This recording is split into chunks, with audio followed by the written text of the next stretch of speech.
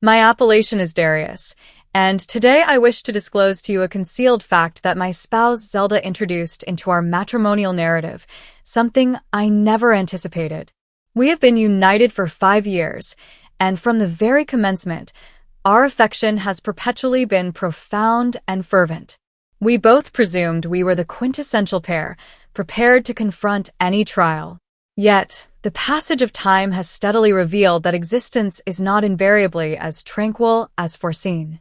5 years have elapsed, and there is one matter that causes both of us to experience substantial strain. We remain childless. When we initially wed, we were wont to envision a dwelling resonant with the mirth of offspring, progeny who embodied our love. Nevertheless, progressively, those hopes dissipated into a hushed emptiness, and frequently, I have discerned the letdown in Zelda's gaze. Perhaps for her, this was the most profound anguish in her existence, a melancholy that even I, her husband, found arduous to entirely comprehend. Initially, Zelda was a tender, fragile lady who invariably knew how to foster a household. She was meticulous in every minor detail, perpetually cared for me, establishing a cozy domestic ambience that I greatly cherished. But as time elapsed, coupled with the futile endeavors to bear children, Zelda steadily transformed.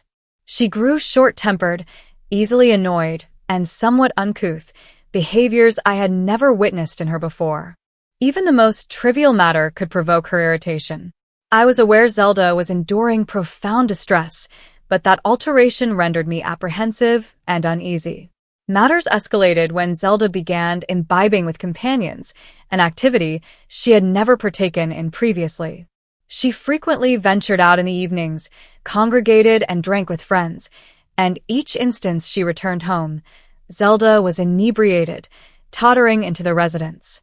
There were occasions when I had to assist her to bed and change her attire, the scent of liquor permeating the air. Though I refrained from commenting, I perceived that the emotional weight of childlessness had led her astray.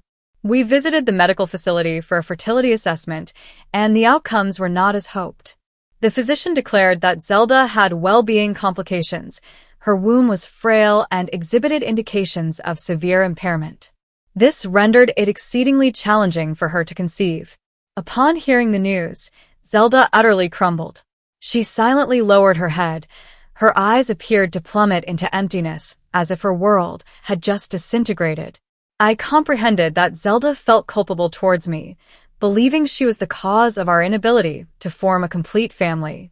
Perhaps in her soul, she was plagued by the dread that I would abandon her to seek another woman, someone capable of bestowing me a child. Though I had repeatedly assured her that offspring were not the sole factor binding us, that my affection for her was not contingent on procreation, I recognized that Zelda would struggle to accept that. When she was perpetually tormenting herself in the late hours when she returned home intoxicated and slumbered on the bed, I sat beside her, observing her sleep, unable to refrain from feeling pity for her. I knew she was adrift, grappling with pessimistic thoughts, feeling she no longer held worth in my life. Occasionally she sighed, sometimes erupted into tears upon seeing joyous families with children on the avenues. Those instances left me heartbroken, yet I was also powerless. Regardless of how I consoled and bolstered her, I knew that no one but Zelda herself could surmount this profound sorrow. I once contemplated escorting her on an excursion to alleviate tension or seeking aid from psychological counseling to assist her in reclaiming equilibrium in her life. Nevertheless, Zelda was disinclined to heed any recommendations from me. She dismissed all advice, merely submerging deeper into her own realm where she reproached herself and silently tormented herself, not only inflicting harm upon herself, but also leaving me depleted. One evening after work, I returned home and was surprised to find the house decorated differently. The flickering candlelight illuminated the dining table mixed with the rich aroma of a cozy dinner entering the house. I couldn't help but be surprised, feeling a little fluttered in my heart, wondering if there was something special waiting for me. Since learning the not-so-good news about the possibility of having children, Zelda had withdrawn, paying little attention to the family atmosphere, letting the house gradually sink into the cold like a mirror reflecting the sadness that could not be expressed in words. But today everything seemed to brighten up. When she saw me enter, Zelda smiled gently and invited me to sit down at the dining table. I sensed something different in her eyes, a gentleness mixed with a bit of determination, as if she was ready for something she had been thinking about for a long time. We sat across from each other under the soft candlelight, enjoying dinner in a warm, romantic atmosphere that we hadn't felt for a long time. Zelda began to say loving words, recalling sweet memories from the day we first met, about what we had experienced together. She spoke of the deep love we had for each other, of our dreams of a happy family, and of the faith she had placed in our relationship. Hearing those words, my heart could not help but tremble. I knew Zelda had struggled a lot to be able to say these words when the obsession of not being able to have children had weighed heavily on her mind for so long. I held her hand tightly, conveying to her a wordless message that no matter what, I would still be here with her through it all. That night, in a space filled with love and empathy, we were close to each other, hoping to overcome our worries and pain to create the miracle we both longed for, a child. We gave each other the most genuine tenderness, believing that our love could cover up the shortcomings of our bodies, that somehow happiness would smile upon us. But time passed, and once again our hopes were dashed. In the days that followed that night, Zelda counted the days, the hours, believing that this time a miracle would happen. But then there was no sign of our wishes coming true.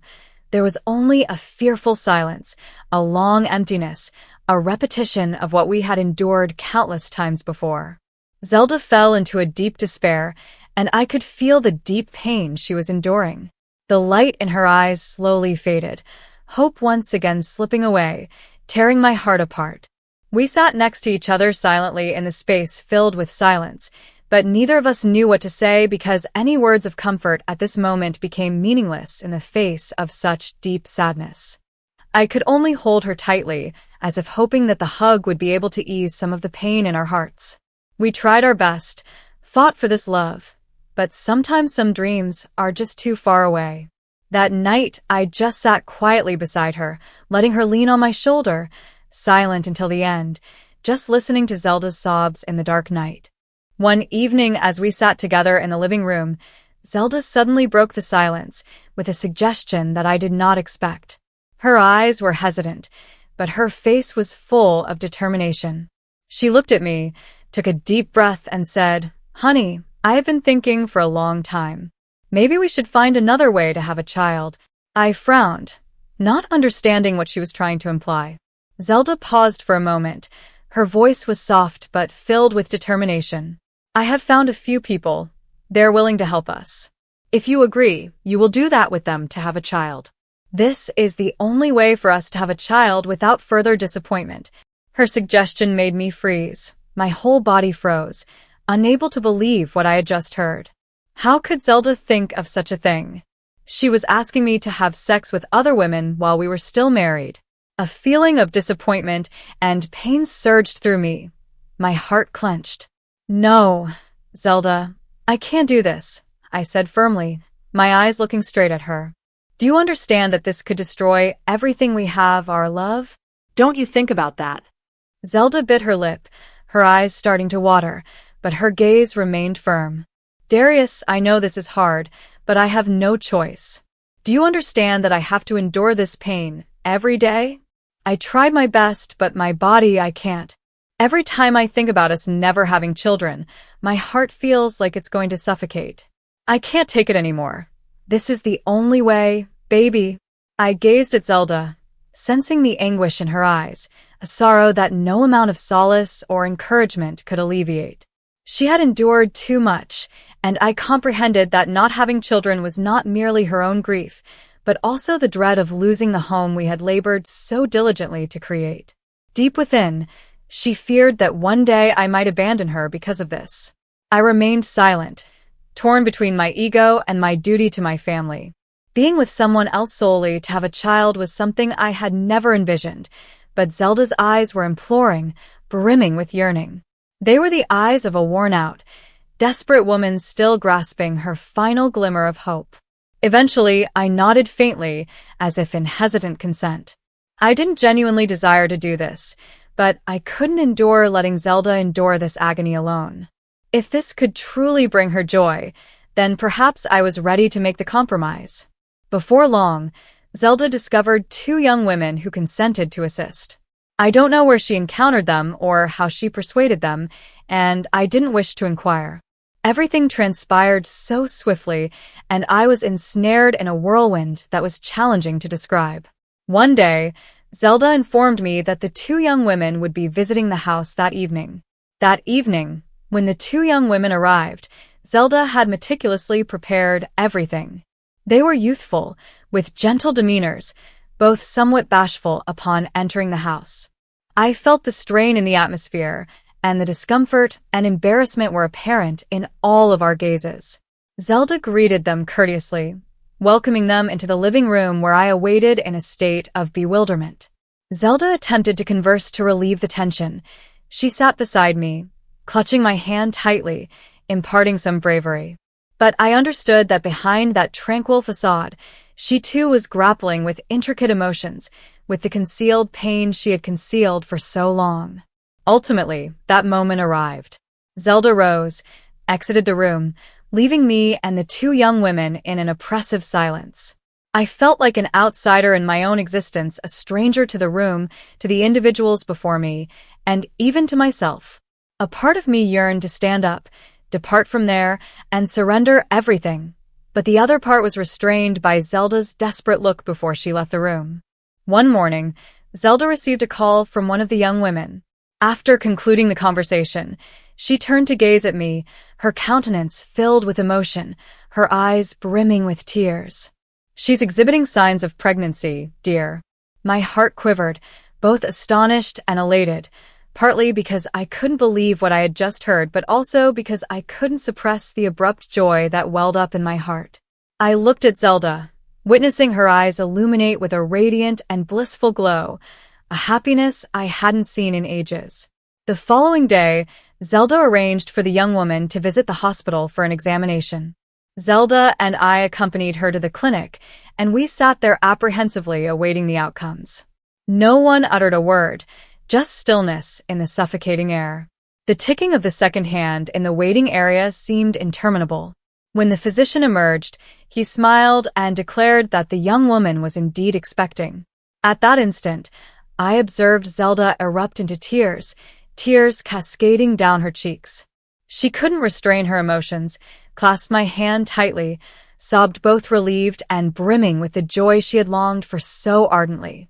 As time elapsed, Zelda cared for the young woman devotedly like a sibling, cherishing her younger sister. She acquired nourishing sustenance, researched all the dietary data, and was constantly by her side throughout her pregnancy.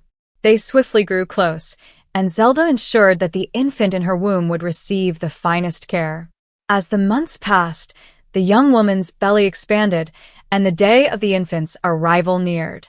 Zelda and I readied everything for the baby: a tiny chamber painted in a soft blue hue, an adorable cradle, and miniature garments that Zelda had personally chosen. She frequently sat beside the crib, tenderly stroking the items readied for the baby, beaming with contentment, happiness gleaming in her eyes. At last, that extraordinary day arrived. One spring morning, Zelda received a call from the young woman stating that she had started exhibiting indications of labor. We hurried to the hospital brimming with exhilaration and trepidation. En route to the hospital, Zelda grasped my hand firmly. I could sense her hand trembling with expectation and nervousness. In the hospital waiting area, we sat mutely, our eyes fixed on the delivery room entrance. Each time a physician or nurse passed by, we both tensed, counting the seconds and minutes. Time appeared to drag on indefinitely, but then a newborn's cry resounded from within, a diminutive yet crucial sound. I saw Zelda burst into tears, tears of elation flowing down her face. We both rose when the doctor emerged smiling and announcing that we had a healthy baby boy. Zelda couldn't delay another moment. She rushed into the chamber, where the young woman lay on the bed holding the newborn in her arms. The young woman handed the infant to Zelda, and Zelda's eyes beamed with an unparalleled joy on her face. She cradled the baby as if treasuring a precious moment she had awaited her entire life. The little boy was tiny with a plump and lovable face, his clear eyes observing the world around him in awe. Zelda gently held him in her arms, her eyes brimming with affection. She softly caressed his tender cheeks, murmuring in a sweet tone, "Hello, my dear. Mom and Dad have been awaiting you for so long." I lingered beside her, quietly observing Zelda cradling the infant in her arms, my heart brimming with inexpressible feelings. This child was the aspiration we had yearned for so intensely, a symbol of the endeavors and compromises we had undertaken together.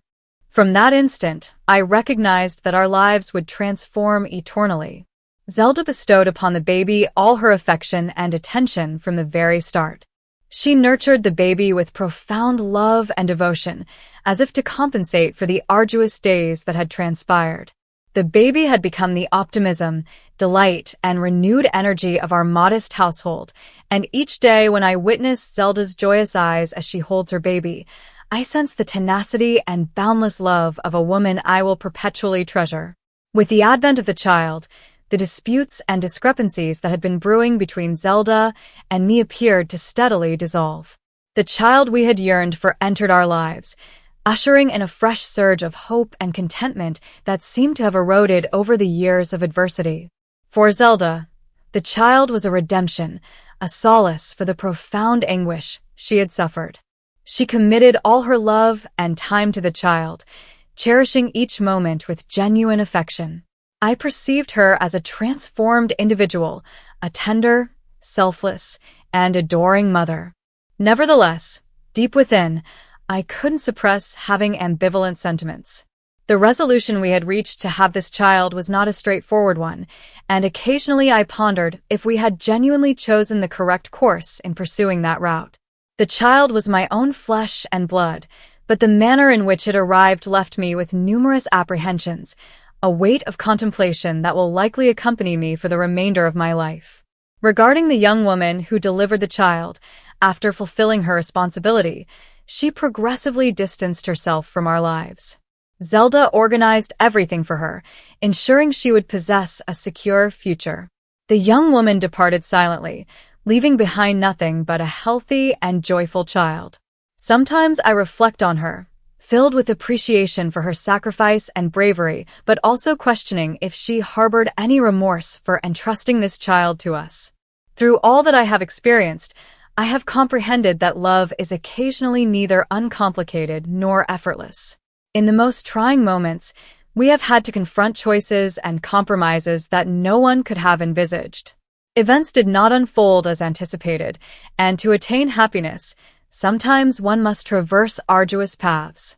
The child has brought merriment and significance to our lives, but the voyage to reach this point is also a compromise that we will recall in perpetuity.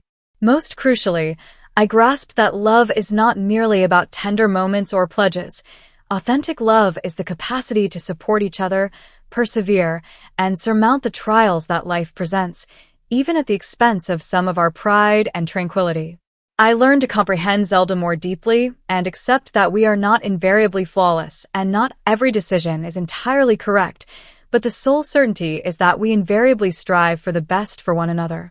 Our life proceeds with the elation and mirth of our child.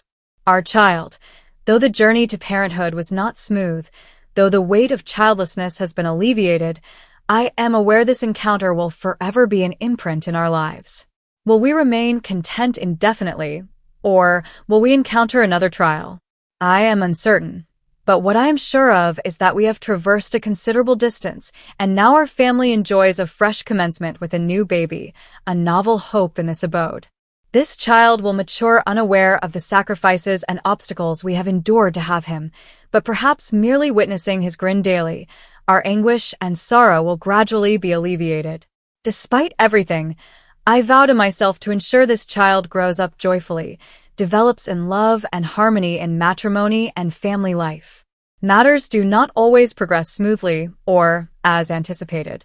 The paramount aspect is comprehension, attentiveness, and companionship, particularly during challenging times. When confronted with trials, it is easy to lose direction and become entangled in stress, leading to decisions that may leave us remorseful. My counsel is to always remain composed and clear-headed, be open to sharing, and seek backing from loved ones or specialists if required. Avoid making decisions when your emotions are unstable, as that can result in undesired repercussions. And above all, recall that genuine love is not solely about pleasant moments, but also necessitates patience, sacrifice, and endurance to conquer all trials collectively.